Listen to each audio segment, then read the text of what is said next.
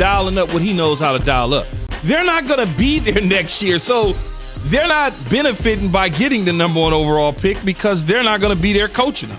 At least I don't think they're going to be there coaching them. Let's just say that. Crazier things have happened, as evidenced by the final play there with Derek Carr. Ain't no way in hell, Zubin, you finna sit here and tell me there's a slight chance that they could be their coach.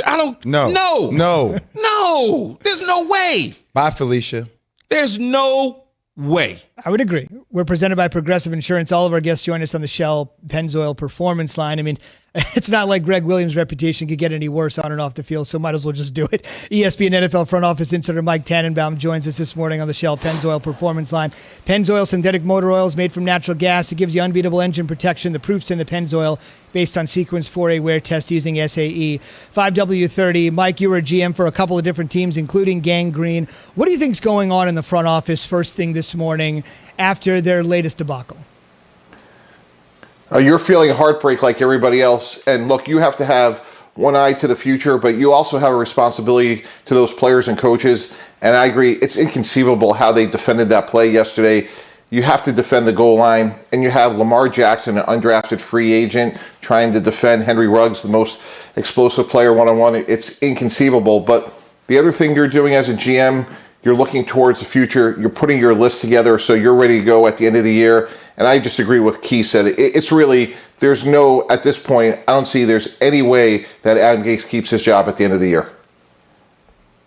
Wait, Mike, I didn't say he's going to keep his job. I said there's no way. No, he agreed with you. Oh, I thought he said he didn't agree with me. All right. Let me ask you this, though, Mike.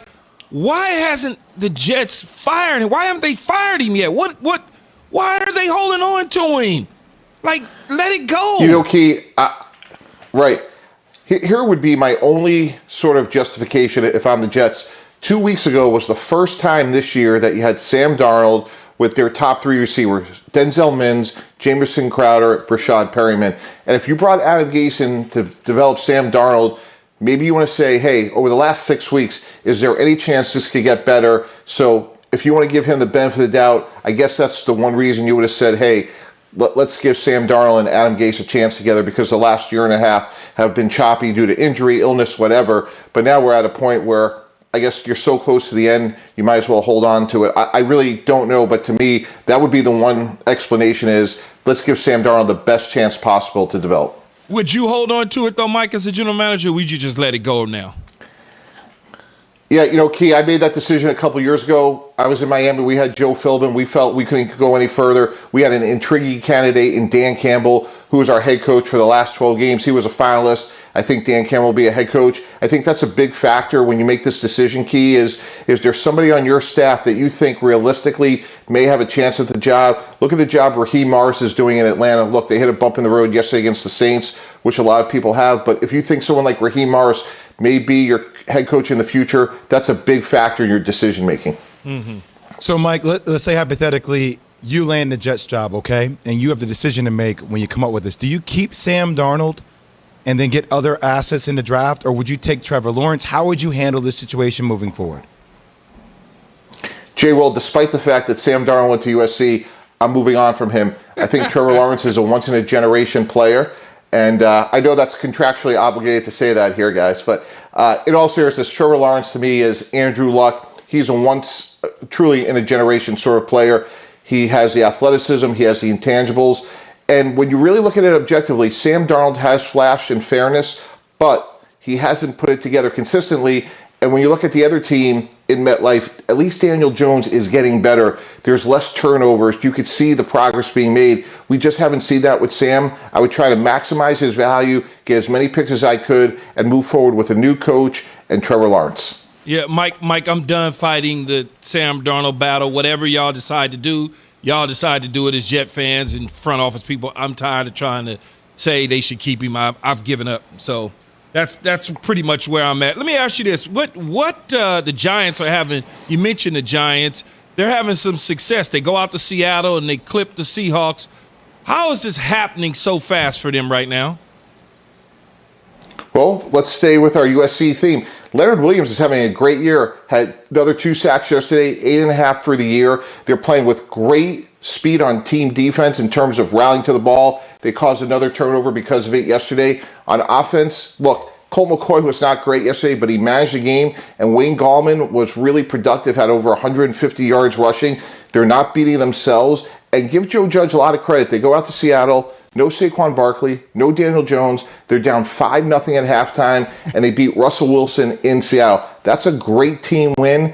And if you're the Giants, you say, hey, you know what? We're going to get Jones back. We have Barkley for the future. Leonard Williams is a blue chip player who's now playing up to that top 6 billing when he came out. We have a few pieces in place that we could build around, and Joe Judge deserves a ton of credit. I agree with you, Mike. I'm still shocked my Giants won that game. Let's go to another team in the NFC. At the Bronco 20 on the right hash. Pressure, there is a flag thrown on the play. Late throw comes near side. Kelsey at the 5, angling left. Touchdown! Kansas City! Kelsey on the reception from Patrick Mahomes.